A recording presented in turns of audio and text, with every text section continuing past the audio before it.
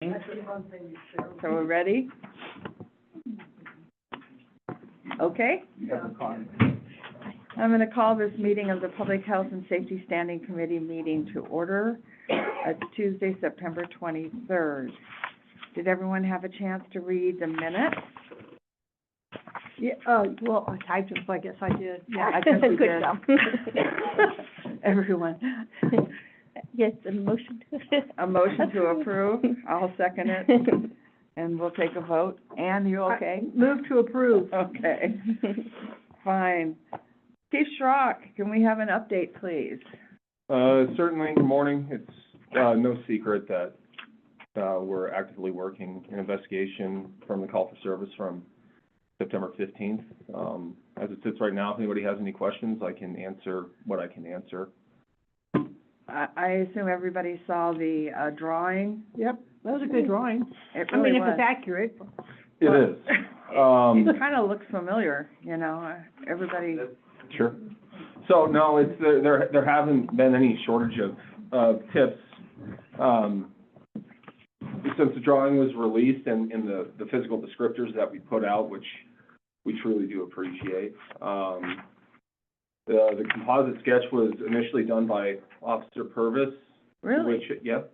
Wow. To which he sent off to a criminal investigator with the district attorney's office in his old jurisdiction in Texas, and they cleaned it up quite a bit, and it's an accurate photo according to how he was described, and yeah.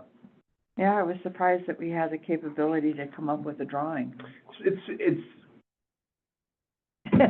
It's a lot easier now than it was when I started. Yeah. Yeah. So Purvis is the artist. Initially, yeah. Wow. Yeah. Very cool. Okay, clarify this for me. Mhm. There's been 2 incidents, correct?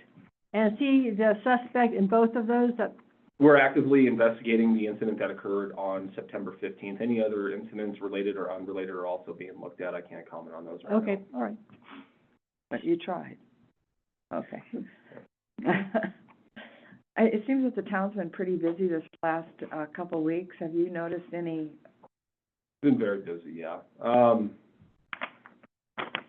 Right. But one of the other things that I wanted to touch on too is I understand that everybody does want to help, and we appreciate that. However, there is a lot of information put out on social media that is unsubstantiated and can kind of throw a wrench in the gear. So I urge the people, if you have information that you think is credible and would help us, to call us directly and maybe hold off on posting it on social media. Because inadvertently, like I said, people do want to help, and I understand that and I appreciate that, but they could inadvertently, like I said, throw a wrench in the gears. Sure. We don't want that to Yeah. happen. So, Absolutely. That's what social media does.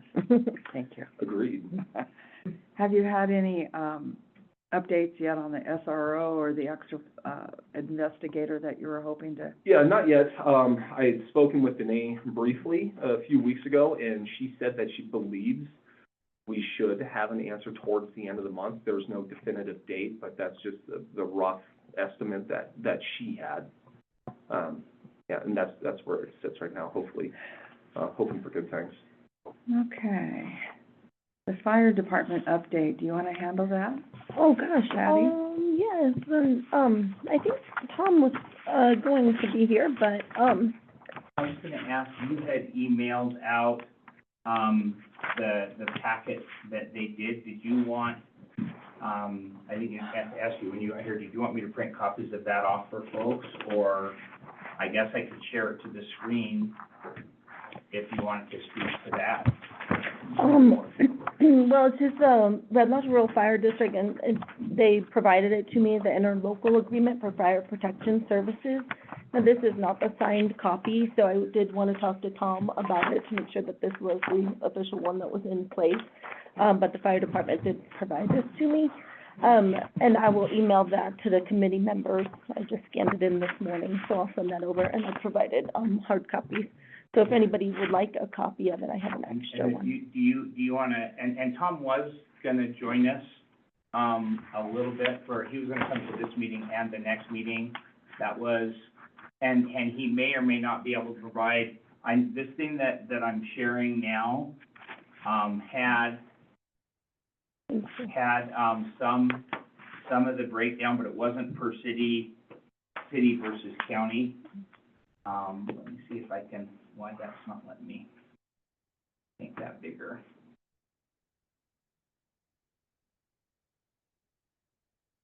And so this is the whole packet that they had done. And some of it had, and this is a combination, because some of this was EMS stuff. So just a reminder that, Mary B., that the city is obligated by Montana state statute to provide, fire services and police services.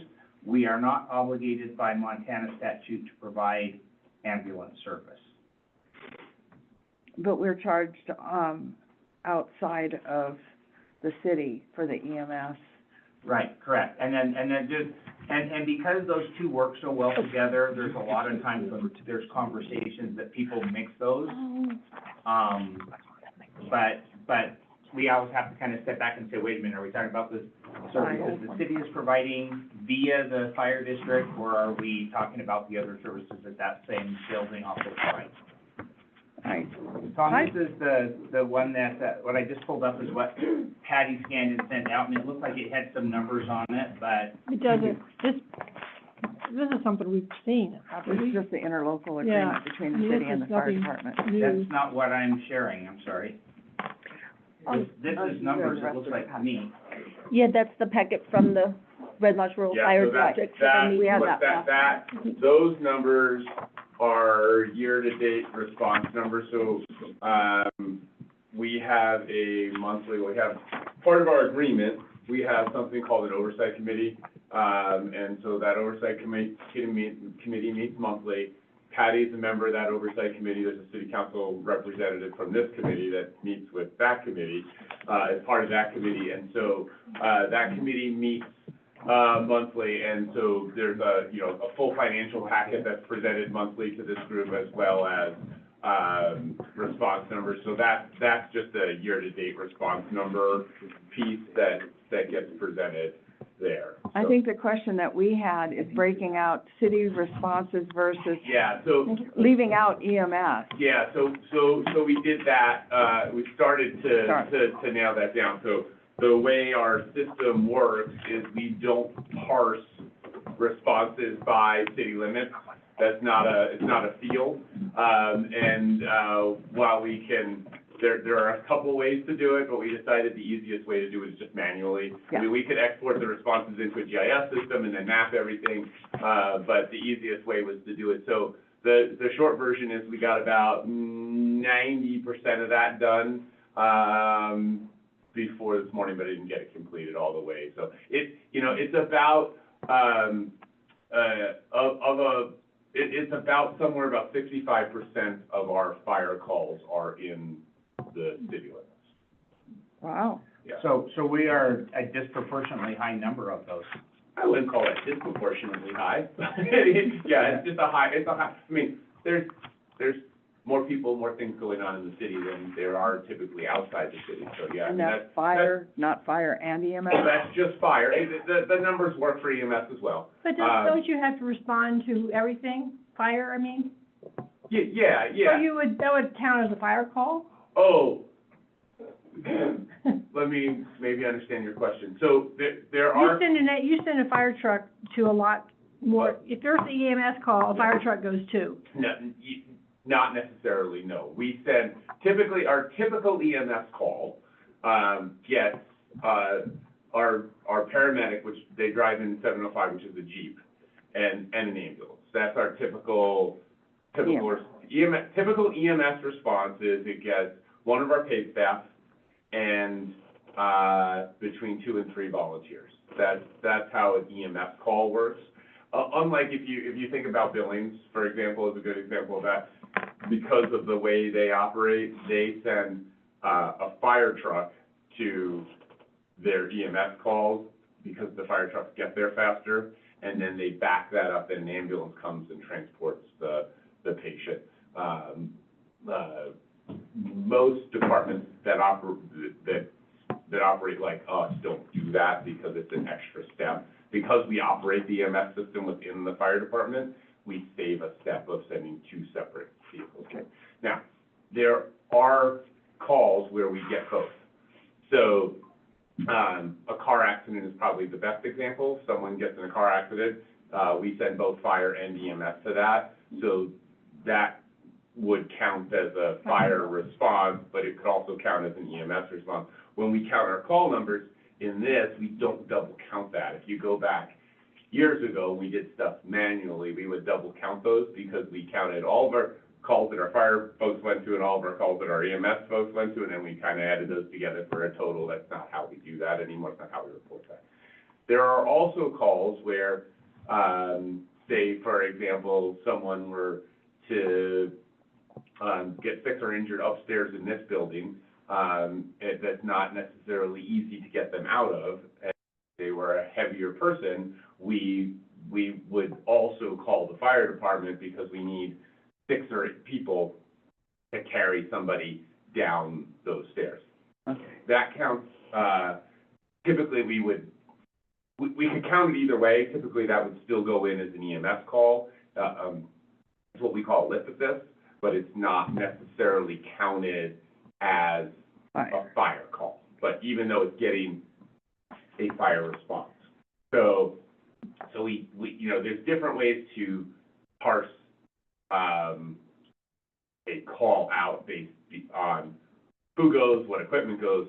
I think, and the mayor alluded to this, is that we're a combined organization, and because we're a combined organization, it's much more efficient, both functionally, operationally, and economically for our community. So, the way we present data can get mixed up because we're trying to parse out things that we don't operationally parse out. Does that make sense? So we put the best resources there to, and we're using folks, you know, if you're, you know, someone breaks the gas line, you're gonna get the same person that if someone falls down and trips on one of our wonderful curbs in downtown, or, you know, someone has a back, it's the same person going to every one of those calls. And so that's how we save money. So, and also operate efficiently, so we don't parse them out. Okay. I would love to, in the future, break it out for fire, city versus county, even if it's manually. Yeah, what we have to do, and we used to do this, what we just have to do is we just have to put we just basically put a note in there that says city or you know, in or outside the city limits, when we do the reporting. Nationally, they're updating this reporting system that we report into. So we have to report all of our calls into something called NERIS, which is a National Incident Reporting System. And there are some fields we can make up in there to do that. The challenge with our city limits is we don't have a distinct zip code. We don't have, you know, when you look geographically, there isn't anything that says, you know, a road is within the city or outside the city, other than what we know What you about, know. right? Like, What there's you not, know. you can't zip code parse it, you can't, you know, there's no other field that we can do that. So we can GIS map it, or we can go manually. Yeah. It's relatively easy. We can do that, you know. Thank you. And both I and Patty had reached out, but fairly late in the cycle, and this is because it's a manual effort. We said, get us what you can. The fact that he comes back and tells us that it looks like about 65% of it is the city, how does that compare to population-wise? So there's another great, there's lots of details that we have, and we talk a lot about population, right? Again, once you start talking about outside the city, it's hard to talk about population numbers because we don't have any defined boundary. You know, what are you defining as outside the city in terms of population? And then the other piece that becomes a little challenging is, population gets us full-time residents, it doesn't get us houses, it doesn't get us a lot of what's work product. generally, we would say it's probably about 65% city in terms of actual permanent resident population. And I have done structure counts. I do not remember the numbers. I believe it's somewhere around there as well in terms of structure count versus, you know, our rural district. And our rural district, you know, as a department, we have multiple geographical areas that we cover. So we cover the city of Red Lodge, right? And then there's a rural fire district, which includes the city of Bear Creek, okay? And, you know, goes out, includes Luther, all that area. A lot of them that also have 59068 as a zip code. Oh, yep. And then, so that's our primary fire response area. Then we have an EMS response area that covers a third of the county. So it essentially brings in the entire Roberts Fire District. So that's a third of the county that we do EMS response to primarily. There's 2 other EMS services that we work with. And then we also do search and rescue, and we do that for the entire county. So, you know, there's multiple districts, and, you know, when we look at our call volume piece, you know, that's all included in there. And your response does not include when you're inspecting a house for short-term rental or anything like that? No, Because they pay outside the... Those are fire inspections. That's an administrative function. It's not a response function. Okay, that's So what I we wanted do to record clarify. those, but, and just, you know, just because that is a significant workload that is unique to the city. So we do fire inspections for the city. The city has the obligation to do fire inspections. We do not have that same responsibility outside the city limits. Right. So, fire inspections outside the city limits are done by the state. Okay. So, I just want to make sure that 65% didn't include those, no. because they're no. paid outside the system.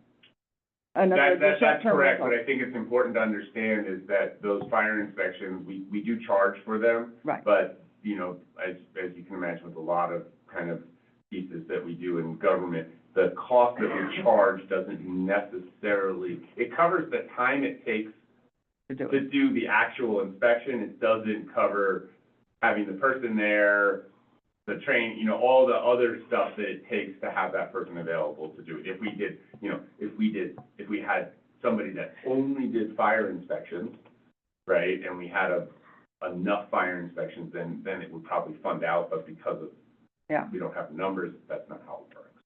Okay. Yeah. Thank you for being here. I think part of your ask, and Tom will be joining us at the 9:15 admin committee too. So kind of for the public, one of the root causes of this is what we spend for, and I'm just gonna lump emergency services or public health and safety all together because it includes police and it includes fire. Those are the 2 that we're responsible for from a city standpoint.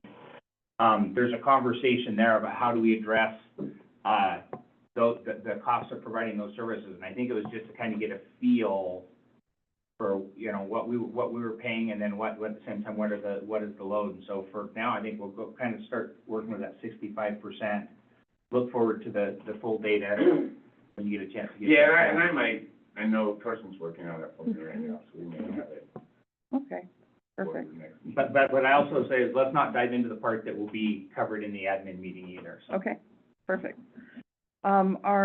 Tonight, we're having the second public hearing of the ordinance 973 solid waste. Are you guys still feeling, I love it. you love I'm it? ready to move on. Fully supportive, yes. I So thank am you. as well. I will add that there is another ordinance that is on the public works, one that's gonna be coming up. It's not part of this, but it is trash related, which is how/when do we deal for residential cans? And the specific case is, right now what we do is every residence is required to have one, whether they're part-time or full-time. That's part of what's built into that, and our costs are calculated off that. If they have 4 or more units, they have the option of opting out and getting a commercial can directly through Republic. right? at kind of a pre-negotiated rate as part of the old contract and the forthcoming contract, but it doesn't address, there's some little ones in between. So like if somebody has an ADU, right now, that's 2 cans. Right, And there's a discussion about whether that's the appropriate way to do it. So they're looking at that, and there's a couple places where somebody has a shop that has its own separate water and sewer meter. Is that a mandatory 2 cans, or is it a different way there? So one of the council members there raised that, but it's related just to trash, but it's different than this, so just have an awareness. everything's related to trash. And do you want to say what Okay. ADU is, just in case anybody else doesn't know? Accessory dwelling unit. Like, thank you. Sorry. We're so used to those. Airport safety, I had asked, Steve to give me some numbers on, plane incidents as far back as he could go, and I appreciate you being here considering I'm sure you have jet lag. Just came in yesterday from England, so, yeah. And Madam Chair, just to kind of expand on that, the airport safety presentation act is, in council meeting last week, there was some discussion, including from Ann, that had raised, what we wanted to do was get a presentation for the whole council. Right, So I'm glad Steve's here and has a response to do an off-the-cuff response, but part of what I wanted to do is flesh out what does that presentation that council would like to see on the airport look like? Thank you. okay. Steve? Well, a lot of this information, Jeff Weiss did the work to get it, so. Thank we you. should- And what, processes, whenever there's an incident, the National Transportation Safety Board does an investigation, they do a report. They're not extensive reports necessarily, like you get in larger airplanes, but, what Jeff came up with was, over the last 40 years, there's been 10 incidents. And I think the salient, instead of going through all 10 of those exactly what they were, of those 10, 8 of the 10 were on airport. Those occurred within the airport boundary, within the fence, if you will, of the airport. The most common type of incident is a landing problem. An airplane comes and lands and for whatever reason departs the runway. Sometimes it's damaged, sometimes it's not damaged.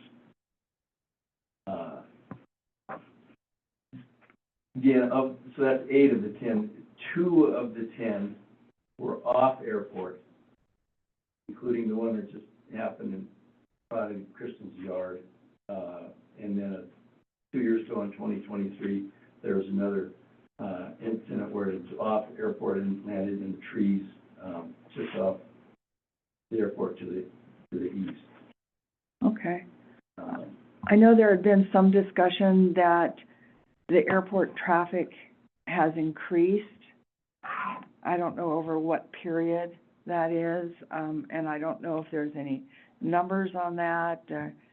I know that, when we go to the dog park, we can see the touch and goes where airplanes are practicing taking off and landing.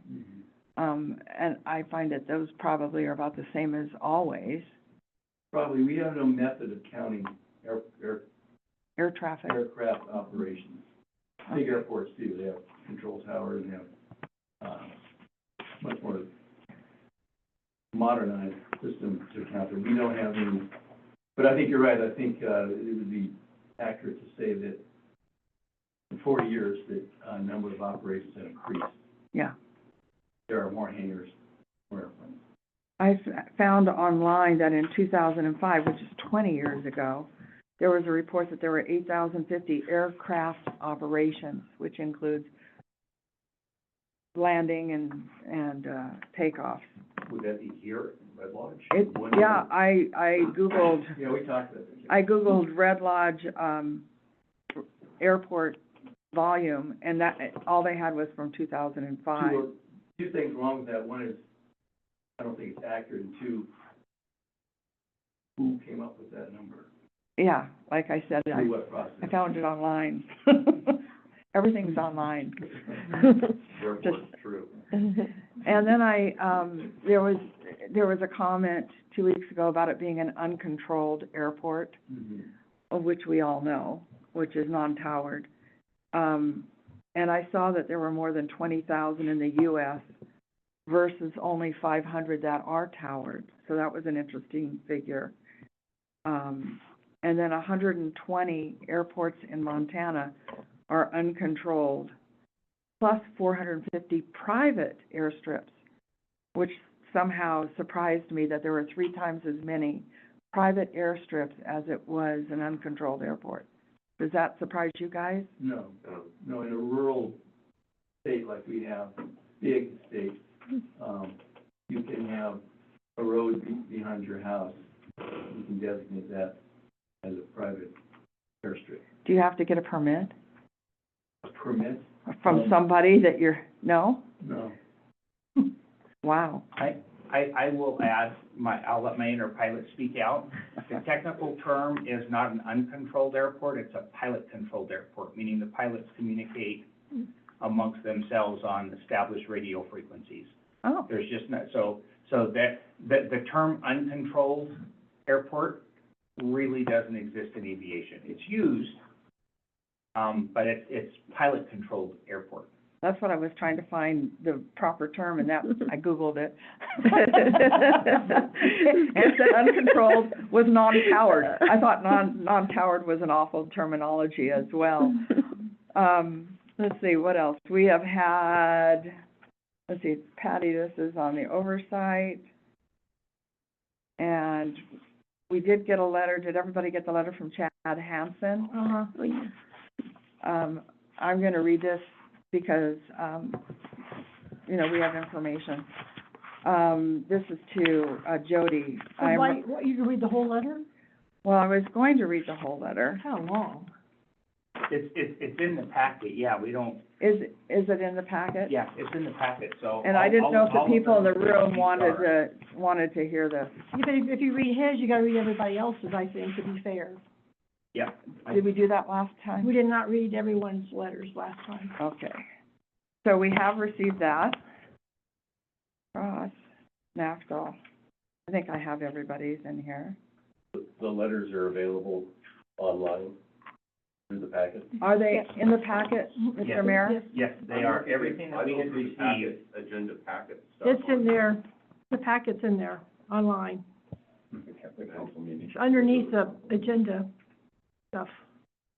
On the Public Works Committee meeting, No, council meeting. okay, all right. Yeah, it was council. Okay. Does anyone in the audience want to remark on the airport safety, which is all we're covering here? I would like to, Okay, well, I'd like to thank everybody for coming here and, participating in a conversation about it. I was pretty happy to let it go when I left office a couple of years ago. Unfortunately, it was brought to me in my yard. I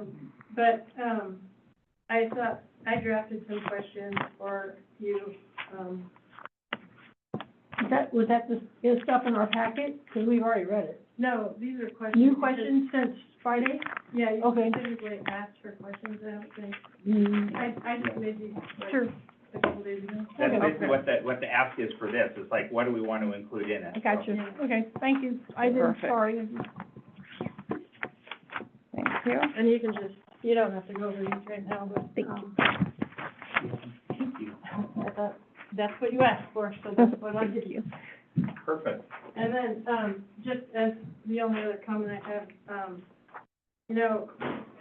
I mean, I'm a fan of aviation, and, having safety for the people who live in the city and having a good airport is something, it's a thing we all want. We shouldn't be, it shouldn't be any kind of a conflict, so we should all be working with the airport board, to establish that, because, it's hard to believe who's there when there's a plane in your yard 20 feet from your house.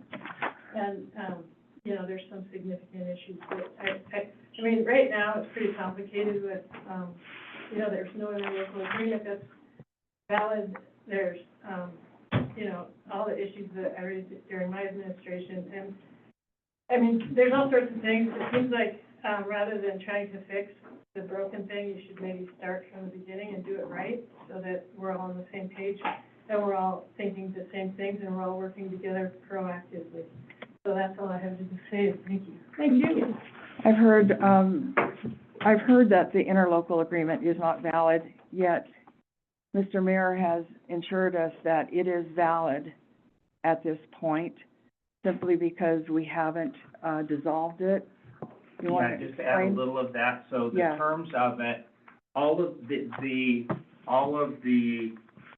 parties involved have basically said that it's, the divorce is not final, as it were. So the city filed, said, hey, we want out, but until there's the disposition of assets, checks change hands, the existing airport board still continues to operate as it is. And we are working to get to get a new interlocal in place with the specific improvements that council had raised to that. In fact, I have a meeting later this week with the county, and we're going through, we're kind of going through the stuff that council had put in, and hopefully we'll get that to council here within the next. So for those interested in, that's, I would say, give it a month before it's here. But certainly within the upcoming meetings, keep an eye on it, because that'll come here. That's the same information that was available a year ago. This just wasn't the highest Priority. This wasn't the highest priority of things we had going on. We had water projects and sewer projects and road projects and things that impacted the community at a much larger scale. And so the efforts have been spent there, but this has obviously come up to the top. But yeah, that agreement has been deemed that it is still, that's what we're operating under. So I think that's a fair thing. I think what else was said there that I was gonna comment on? Well, I have a couple things. I spent all day Sunday reading on this stuff and Googling, and no one has answers to questions. And how does a private person know what a flight path is? These are the things I want to know in this meeting. What is a flight path? What is the zone? The zone has to be maintained by us. Airport board, no one knows when the airport board meets. I mean, it's just these, and I'm sick of this is being amended 4 times in 3 years. Let's finish it. What's the deal? Is it I'm suspicious that there's a gentleman's agreement that this can't get done. No, Yeah. it will get done. As I said, it's just literally been. But amendment after amendment. $8 million worth of projects that we've done in that. What those amendments were extensions for the deadline, and then it was deemed, why are we doing these extensions? They're not necessary. When does the airport board meet? It's not regular. See, that's the problem. You need to have a regular thing, They're so published. the public can get involved. They're published in the paper, and how else would you like them to spend that information of the schedules? Come on. Nobody, no, It's on the the city newspaper's not the way to get word out anymore. I'm sorry. Well, They're I also didn't on the like your they're also on the paper. county Whoa, website. whoa. Jeff, did you have something to say? I think that the board meetings could be regular, but there's some resistance to that. Thank you. Because having a meeting just to have a meeting doesn't make any sense. I mean, I've been in those and had them, and you need an agenda, am I Because correct? It's a secret. If you're not, It's not a secret. The question really it's a form of is, a secret. what generates a meeting of the airport board? In other words, what The airport happens? board, when they have a meeting, then we decide when the next meeting's going to be. Okay, You're right, it's not a regular, It's not right. and who's members of the airport board? I know that it's you and Bo. there are 7 members of the board, because there are 3 entities making up the board. There's the city of Red Lodge, the town of Bridger, and the county, and Carbon County. Carbon County is represented by all 3 county commissioners. There's 3 members of the board, and then the city of Red Lodge Appointed to, appoints 2, the town of Bridger appoints 2. for a total of 7. So 2 from Bridger, 2 from Red Lodge, and 3 from the county. Okay. Oh, boy. I'm- What a mess. My question really is, in other words, your last meeting, is there something that happened? In other words, since we just had a plane crash, is the airport board going to meet to discuss if anything can be done to increase the safety? As far as the zone goes, and just check the zoning, it's all in our zoning code for the airport, shows the entire airport and the safety zones. So, check the zoning, because that is in there. And also, just to go over number 5 in regarding community and land use, I looked up for this on Sunday. Where'd you find this? 5, it's the question There's about living in 2 5. hangars and storage. Okay, I'm under the impression, I'm totally confused, but FAA does not give us funds, is that correct? That's correct. That means that we cannot no. regulate Well, indirectly, Do I get to answer the question you asked, or Madam Chair, may I answer the question? Thank yes. We do get money from the FAA. what money is We are that? not an AI, so there is a program called the Airport Improvements Program, or AIP, which is funded from gas tax on aviation fuel. So you don't contribute to that, other than if you go on a flight from Billings to somewhere, you're indirectly contributing to that. That money is dispersed via 2 different methods. Part of it is given specifically to AIP airports, which we are not one of. So we do not get money directly from the FAA. Don't quote me on the numbers, I want to say it's like 80-20. 20% of it, they give to the states and say, states, you go out and spend this directly on airports that are not part of the FAA. Okay, well, then, And wait, we do get money from that. We recently got, Steve, what was the amount that the airport got?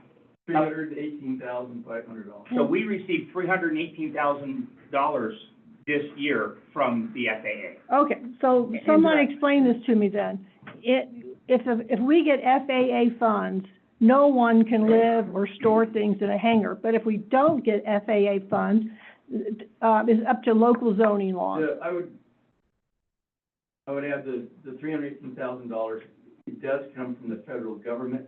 The portion of is appropriated to each individual state to dish out as they so desire. So the money is really from the Montana State Board of Aeronautics. The source is the feds, but we get it from the state. Dennison, can you clear this up for us, please? And can I finish Yes, you answering can. So, In other words, does that determine it's an FAA airport? So is you where wish, she's you going. switch gears, one of the improved requests that the council made as we go forward in the new lease is that we will enforce the FAA guidelines whether or not we are part of that AIP program. So that is already a request in the new airport agreement. Well, anyway, What questions did you have? I can the question is, can you live in a hangar at the Red Lodge Airport and store If it? it's an FAA airport. As of right now, Funded? if the lease agreement is valid, the lease agreement says that you cannot live in a hangar. It also limits the amount of stuff that you can put in a hangar, specifically the hangars. There has been some issues in the past where people have stored non-aeronautical stuff in their hangars and use them just as a storage unit, and that is contrary to the lease agreement that's in place. Okay, thank you. However, people have done that. Yeah. And so enforcement might be more The of a issue. discussion point. Sure, okay. Something that the airport board could put on their agenda. Well, So I'm more enforcement is confused the than ever issue. about all this, and it's a shame, and I think it needs to get straightened out. And I'm sure the airport folks are bummed, because this has put a headlight shining on them that they didn't want. And now we're all into this. So, I just would appreciate any help you can, explaining some of this stuff to me. I think it's a good thing, because other now questions, things Mayor? are getting organized, and now it's on the table, and so now we have plans to meet and hopefully work together to, Answer you know, those yeah, questions to get it and resolved. put it all to. And just, this is something that, what, the main thing I'm concerned about is this turf runway that appears to me that all 3 crashes have occurred on or near. I've looked at it, and the 3 recent ones. And the other thing is getting signage on the 78 that says, low, I've looked at- Low-flying aircraft. Well, yes, because besides the thing I said 2 weeks ago about me going toward the rodeo grounds from town, another thing, I was coming the other direction one time, and my newish car has bells and whistles, and my back hatch opened up because of whatever happens, whatever's on the radio, on the plane, it made my back hatch open up. So, well, that's a real that was problem. scary as hell. You're So, probably in there. go up to the So, billing. I've looked into this, at billing sign, we can get two, What flew over is what made my milk go bad too. exactly. So, but anyway, 2 signs need to be, installed on 78 coming and going about low-flying aircraft, because it's scary as hell. Let's find out, how low are planes flying traditionally over Highway 78 from the end of the paved runway? Well, it varies. Obviously, yeah. 300 feet, 400 feet? What would you say, Jeff? At that point, flying over 178, It would depend if they're landing. you're probably not more than a couple hundred feet if you're landing.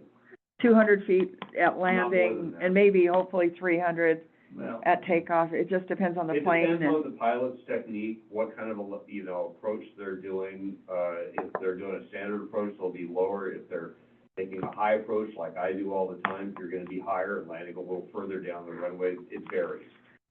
And Regulation, I wanna say, is I was gonna say what's the law? 1 foot of elevation for 20 foot of, it's basically an angle that comes in there.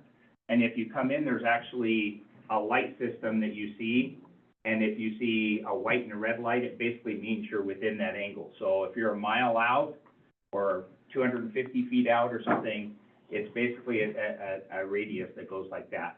But the bottom of that, I wanna say, is calculated at, and going back to our zoning, it's like 1 foot for every 20 feet out. So you've gotta be above that. which is also in the zoning, Gotta do math too.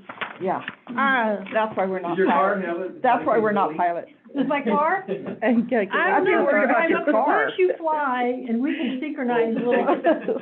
Think about it this way, 20 to 1, glide slope, right? And the highway is what, a couple hundred feet off Told you. into the runway speed? Say again? The end of the runway is about 200 feet from the. From the highway? From the highway, yeah.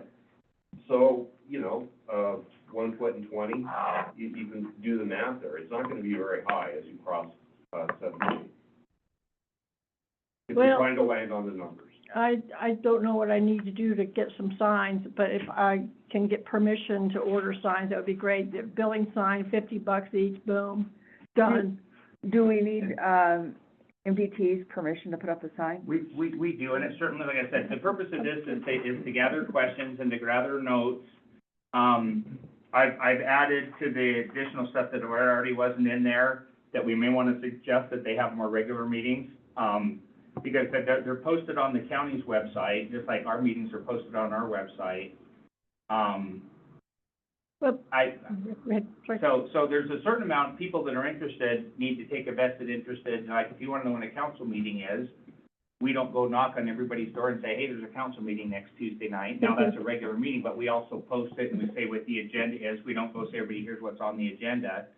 We say that information is available.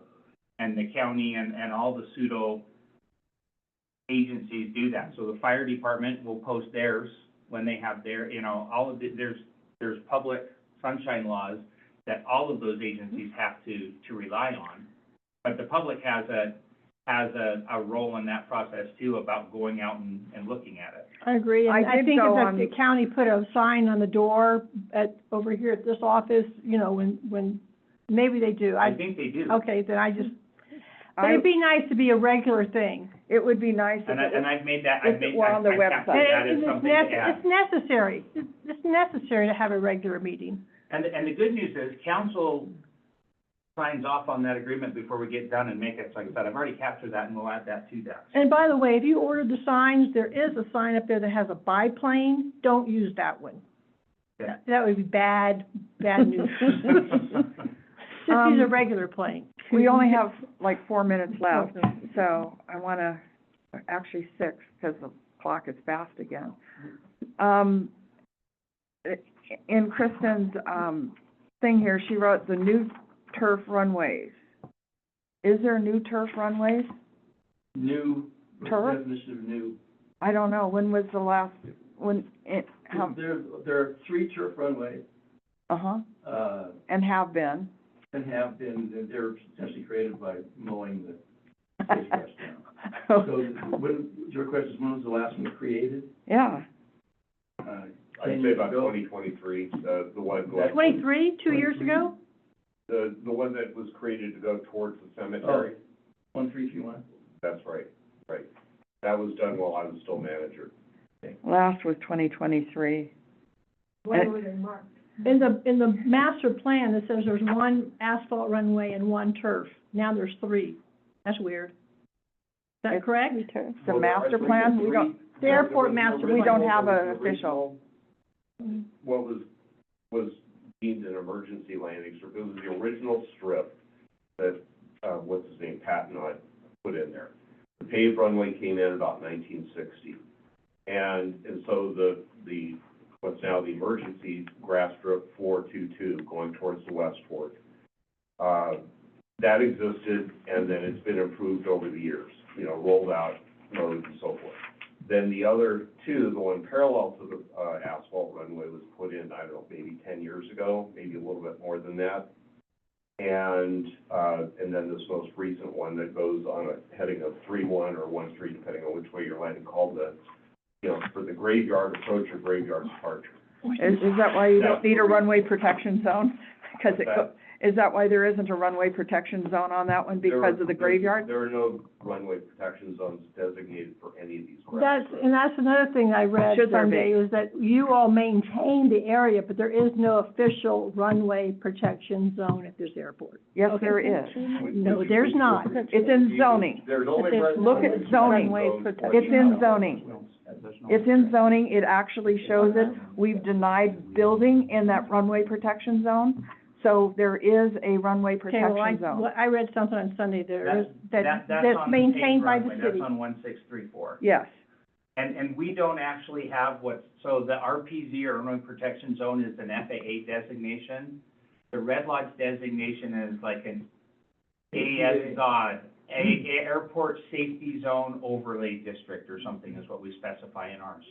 So if we wanted to designate that something different, again, that's something that's within council and planning board's purview. airport safety zone is something that's just city. That's our terminology. I don't know where it originated from, but And- we don't call it an RPZ. We call it an ASZOD in our zoning. Oh, I've seen that in I was there. gonna say, isn't that on the website? It's in zoning, Yeah, AZON in is the in zoning. zoning, because I've seen that designation before. Yeah, The question is, do these turf runways need a, runway protection zone? Is it a requirement, if we were an FAA airport, would those turf runways need a safety zone? I don't know the answer to that. Nor do I. Interesting. Something we should Google. But I will say that the FAA, in their official documentation showing the airport, they focus on the asphalt runway. Right. And And that's so- true, even if I land in, so Ogden has grass strips as well, and including one of them that used to be a paved runway. Back in the 30s and 40s, when all these airports were built, there are 3 runways, and it's just because of what the crosswind capacity of those older airplanes were. So like Ogden has a turf runway, and what'll happen, and that's a towered airport, but if you go into land there, they won't clear you to land on the turf runways, they just say, land at your own risk. And so there's some, and it's there and it's acknowledged, but there's things they will pick up. We told you to land there, and it's just like, go ahead, do what you want. Okay, we'll have to Google that. Well, we probably have better resources than just Google, and Bo, Oh, my God. I'll apologize on Bo's behalf. He reached out and said they are not here. They are doing, there's a search and rescue going on with helicopter long lines this morning on the hiker who Right, fell into the river and has not been required, so they are basing that search and rescue out of the airport right now, so okay. they're up overseeing that. Okay, we have about one more minute here, so if there's any other comments? I have copies of all the letters here, if anybody wants to take the time to look at them from the packet, if you don't have time to look at it later. So Sandy, I'm just wondering again, the status, I see that we got our 15-mile-an-hour sign replaced, and it's one you can actually visibly read, which is terrific, I'm pleased about that. Thank you, Mr. Mayor and Public Works. Public Works. So it's been 19 days, I still not seen any painting, I know we're low priority, and I understand that because of water, sewer, blah, blah, blah. Any update on that? There's still a line that's still on his list. There were still a couple of other things that, like you said, that are higher priority. We did the skate park, got resealed, and so they're, like I said, they're just making it down the list. It is still on the list, and it is still discussed weekly. Are you guys have been gone, are you savvy to the valley gutter that's gonna happen in your neighborhood? It's That was really, news to me 2 it's weeks meant to ago. divert water, but It's gonna be built on Fifth, it's gonna be so no painting for now. So they decided not to paint No, Later, later? the Okay. valley, But the V-Pan, Yeah. we're aware of, that's I didn't what know that, Mike I didn't had know, I wasn't, so I didn't know. proposed. Yeah. But that wasn't necessarily for speed control, but for water control coming down, because I realize that, but but it has that side it's effect. gonna postpone a couple things, that's, and it is not postponing the line. That is not correct information. okay. The line is not the big deal. The line is still scheduled to go even before we do that road. Okay.